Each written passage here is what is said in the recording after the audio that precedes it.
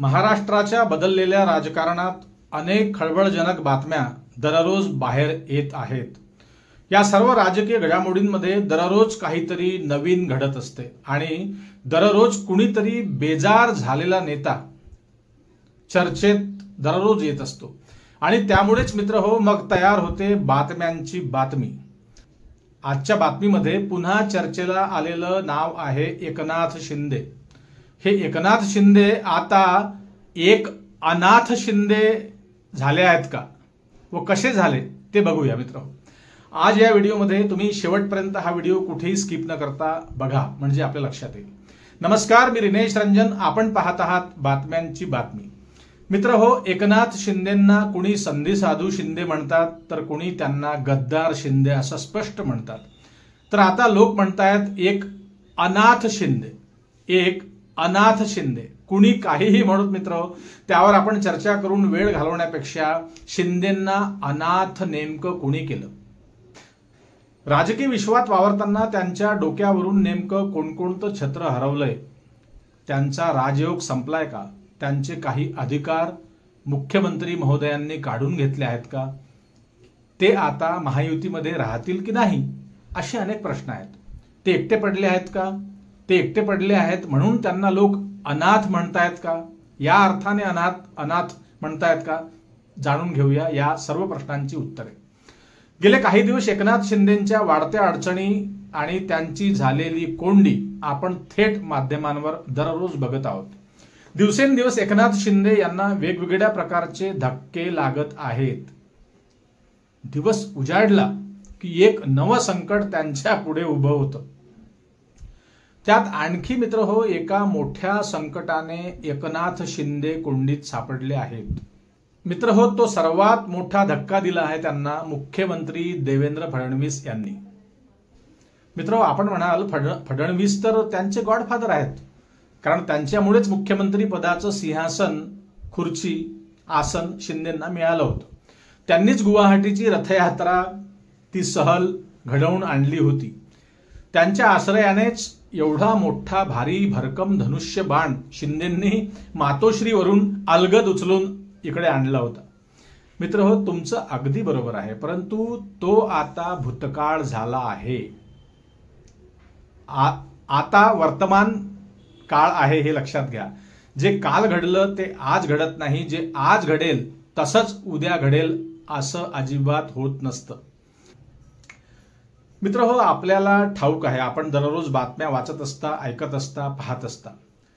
एकनाथ शिंदे यांच्याकडे नगर विकास विभागाची जबाबदारी महायुती सरकारने अर्थातच फडणवीसांनीच ही जबाबदारी त्यांच्यावर सोपवली आहे। एकनाथ शिंदे हे नावापुरते तर उपमुख्यमंत्री आहेतच, त्याचबरोबर ते नगर विकास मंत्री देखील नावापुरतेच आहेत का या प्रश्नाचं उत्तर जाणून घ्या।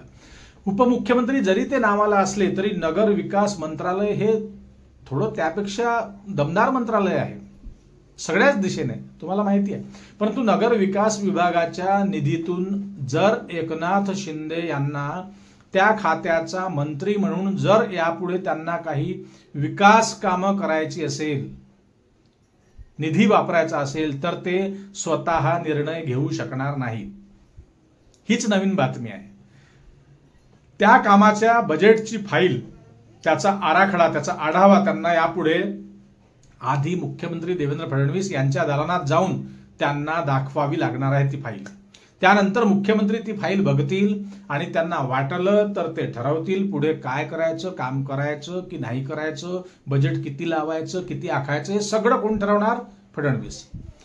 मित्र हो, अर्थात शिंदेंचं उपमुख्यमंत्री पद जसं सध्या नावापुरतं पद आहे, तसंच आता नगर विकास मंत्री पद देखील त्यांचं फक्त नावापुरतं शिल्लक राहणार का?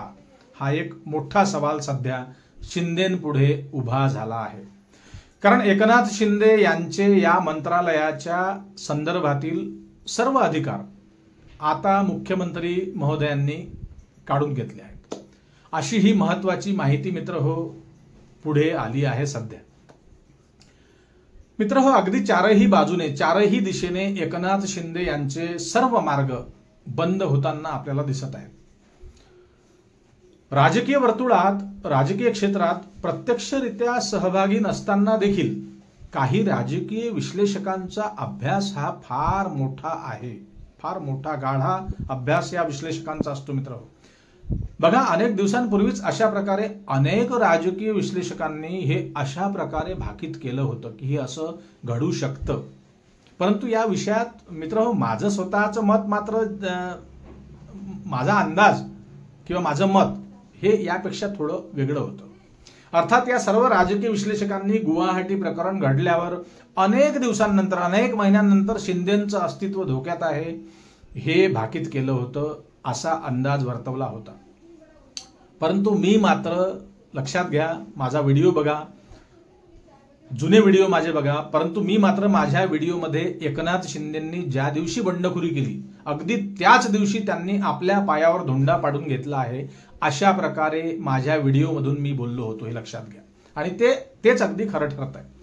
याचं मुख्य कारण लक्षात घ्या, जीवनात कुठल्याही क्षेत्रात आपल्याला जर का पुढे जायचं असेल, आपल्याला प्रगती साधायची असेल, तर सर्वात आधी स्वतः आपली रेषा मोठी करावी लागते. दुसऱ्याची रेषा पुसून पुढे जाण्याचा प्रयत्न केला तर तशा प्रकारे पुढे जाण्याला फारसं आयुष्य नसतं, ते चिरकाळ टिकत नसतं. किंवा लक्षात घ्या, मैदानावर धावताना दुसऱ्याच्या पायात पाय घालून पुढच्याला पाडून जर तुम्ही पुढे जाण्याचा प्रयत्न करत असाल तर उलट आपल्याच पायातली ताकद कमी होते आणि कधीतरी या अशा फालतू प्रयत्नाने आपला पराभव हा निश्चितच होतो. त्यामुळे एकनाथ शिंदेची सुरत मार्गे गुवाहाटीची सहल ज्या दिवशी त्यांनी उपभोगली, अगदी त्याच दिवशी त्यांच्या पराभवाच्या पतनाचं पहिलं पान त्यांच्या हातून त्यांनी स्वतःच लिहिलं, हे लक्षात घ्या. त्यामुळे अनेक राजकीय विश्लेषकांनी एकनाथ शिंदेचं राजकीय भविष्य, राजकीय आयुष्य हे सीमित काळासाठी राहील असा अचूक अंदाज वर्तवला होता. त्याच प्रकारे माझा देखील हाच अंदाज होता, अगदी हाच. मित्र हो, हे का घडलं तर याला कारणीभूत स्वतः एकनाथ शिंदेच आहेत. बंडखोरीसाठी तयार होताना त्यांनी देवेंद्र फडणवीस यांचा संपूर्ण अभ्यास कदाचित तेव्हा केला नसावा, किंवा फडणवीसांनी फेकलेल्या जाळ्याची जाडी किंवा त्या जाळ्याचा ठोकळपणा याबद्दल शिंदेंना पूर्णपणे जाणीव झाली नसावी, किंवा आणखी काही असू शकतं. त्यांचा स्वार्थ त्यावेळी भारी भरला असावा, असंही होऊ शकतं. किंवा त्याही पलीकडे जर आपण विचार केला तर सर्वात महत्वाचा विषय मित्र हो हा आहे की आपण करत असलेल्या कामाचा आपल्याला फक्त आत्मविश्वास असायला पाहिजे. तो अति आत्मविश्वास झाला की सगळं बारगळलं. अति आत्मविश्वास ठेवला, ओव्हर कॉन्फिडन्स ठेवला की कुणाचीही अधोगती ही निश्चित ठरलेली असते, तो कुठल्याही क्षेत्रातला माणूस असो. हे या ठिकाणी मित्र हो महत्वाचं आहे. ओरिजिनल शिवसेनेत जणू आपल्यामुळेच सर्व काही आहे, आपणच महत्वाचे आहोत. आपल्या मागे आपल्या अवतीभवतीची गर्दी हे सांगते की आपण किती महत्वाचे आहोत. आणि इथेच माणूस फसतो मित्र. या अशा अति आत्मविश्वासाने एकनाथ शिंदे साहेब हे संकटात सापडले आहेत. देवेंद्र फडणवीस मात्र आपल्याच जागेवर आहेत, त्यांनी जागा सोडलेली नाहीत. ते बुद्धिवादी आहेत. ते फक्त काही काळ शेजारच्या खुर्चीवर बसले, आपण पाहिलं असेल मुख्यमंत्री शिंदे साहेब असताना, कारण त्यांना माहित होतं या खुर्चीवर येण्यासाठीच मी हे सर्व करतो आहे. अर्थातच. आणि सोबतच अजित दादा पवार हे एकनाथ शिंदेच्या मंत्र्यांना निधी देत नाहीत अशा बातम्या आपण ऐकल्या असेल. ही देखील एक संकट दुसरीकडे त्यांच्यावर आहेच. एकनाथ शिंदे यांच्या आमदारांच्या अनेक गोष्टी सोयीस्करपणे बाहेर काढल्या जात आहेत. तेही प्रकरण आपण पाहिले असतील, ऐकले असतील. ते संजय गायकवाड असतील, संजय शिरसाट असतील, आणखी काही आमदार असतील शिंदे सेनेचे.